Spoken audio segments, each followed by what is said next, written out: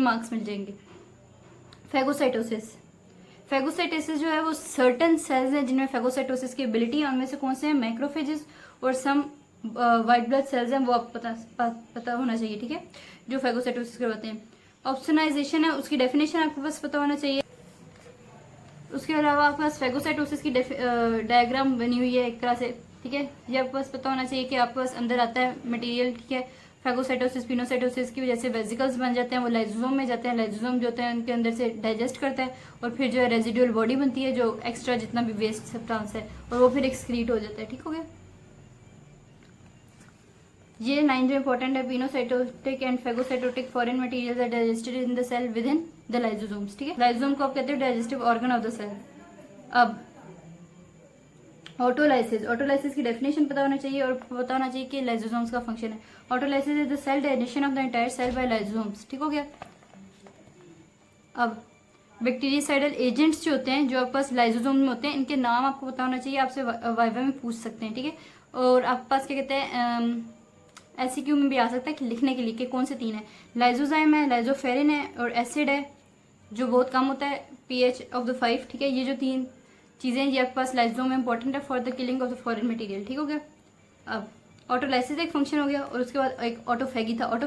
Autolysis the self digestion of the cell जो हो जाती है, जो सेल पूरा डिस्ट्रॉय हो जाता है, ठीक है। जब आपके पास लाइसोसोम जो होते हैं अपने अंदर वाले एंजाइम्स को रिलीज कर देते हैं और सेल की डिस्ट्रक्शन करवाते हैं, वो ऑटोलाइसिस है। मगर ऑटोफेगी जो है वो आपके पास जब एक सेल का ऑर्गेनेल है जो पुराना हो गया है और अब यूजफुल नहीं है, तो उसको जो लाइसोसोम खा जाते हैं, ठीक है, पूरे सेल को नहीं, जो उस ऑर्गेनेल को खाते हैं उसको आप कहते हैं ऑटोफेगी, ठीक है। ये ऑटोलाइसिस ऑटोफेगी के डिफरेंस पता होना चाहिए और ये फंक्शन है लाइसोसोम का, ठीक है। उसके बाद अब पास synthesis of cellular structure by endoplasmic reticulum and Golgi apparatus इतना इंपॉर्टेंट नहीं है, बस एक दफ़ा इसको रीड कर देना है, ठीक है, सारे को रीड कर देना है, ऐसे आपसे आता नहीं है। एंडोप्लाज्मिक रेटिकुलम के जो स्ट्रक्चर फंक्शन दिए हुए हैं इधर, ये आपको पता होना चाहिए, ठीक है। गोल्गी apparatus के इधर फंक्शन दिए हुए हैं, ये आपको पता होना चाहिए। ये जो 2 पैराग्राफ हैं ये इंपॉर्टेंट है, उसके अलावा इस पेज पे ऐसा कुछ इंपॉर्टेंट नहीं है,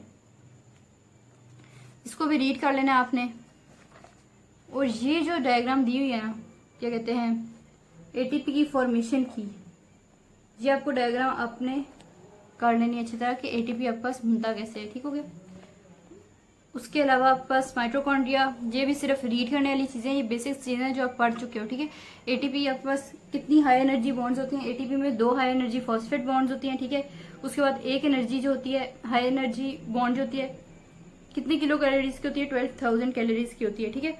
और 2 जो बॉन्ड्स होगी वो कितनी एनर्जी होगी, 24,000 कैलोरीज। ये आपके पास एमसीक्यू पॉइंट ऑफ व्यू से इंपॉर्टेंट। 2 हाई एनर्जी बॉन्ड्स होती हैं एटीपी में और वो टर्मिनल जो 2 बॉन्ड्स होती हैं फॉस्फेट, वो हाई एनर्जी बॉन्ड्स हैं, ठीक है। ये वाली जो बॉन्ड है ये आपके पास हाई एनर्जी नहीं होती, ठीक है। ये 2 हाई एनर्जी बॉन्ड्स हैं और एक की जो एनर्जी है वो कितनी है, 12,000, तो दोनों की एनर्जी कितनी होगी, 24,000, ठीक है। ये आपके पास इस पैराग्राफ में लिखा हुआ है। अच्छा, जो आपके पास केमिकल प्रोसेस है in the formation of ATP, role of mitochondria, ये आपके पास इंपॉर्टेंट है, ये आपको पता होना चाहिए कि आपके पास असल में एटीपी माइटोकॉन्ड्रिया में बनता कैसे है, ठीक हो गया। ये आपने इस पैराग्राफ से कर लेना है कि आपके पास एटीपी की सिंथेसिस कैसे होती है, एटीपी सिंथेटाइज का क्या रोल है, सही हो गया। उसके बाद आपके पास एटीपी के फंक्शन, वेरी इंपॉर्टेंट, एटीपी के जो फंक्शन है ये आपके पास पता होना चाहिए। ट्रांसपोर्ट ऑफ सब्सटेंसेस में एटीपी इंपॉर्टेंट है, सिंथेसिस ऑफ केमिकल कंपाउंड्स में एटीपी इंपॉर्टेंट है, मैकेनिकल वर्क जो है उसमें एटीपी इंपॉर्टेंट है, ये तीनों आपको पता होना चाहिए। उसके बाद ऐसे इधर भी कुछ भी नहीं है। लोकोमोशन ऑफ द सेल बिल्कुल भी इंपॉर्टेंट नहीं है, बिल्कुल डिटेल में करने की जरूरत नहीं है, बस इसको आप एक दफा रीड कर दो, वो भी काफी है, ठीक है। बस जो 2-4 चीजें हैं अंडरलाइन करनी है आपने, जो 2-4 आपको इंपॉर्टेंट लगे, उसके अलावा इस पूरे पेज में कुछ भी नहीं है, ठीक है। बस रीड करना है एक दफा, ये भी बस रीड करने वाली चीजें हैं बस। और ये आपका पैराग्राफ हो गया। इस चैप्टर में जो आपके पास इंपॉर्टेंट चीजें थी वो आपके पास ये था कि आपके पास ऑर्गेनेल्स का पता होना चाहिए, उनका पता होना चाहिए कि मेम्ब्रेन्स कितने हैं उन पे, उनके फंक्शन का पता होना चाहिए, उनके लोकेशन का पता होना चाहिए और एटीपी की सिंथेसिस का पता होना चाहिए। और ये आपके चैप्टर 2 की बहुत इंपॉर्टेंट चीजें थी जो आपको याद होनी चाहिए, ठीक हो गया। इस तरह आपका चैप्टर 2 भी खत्म हो जाता है।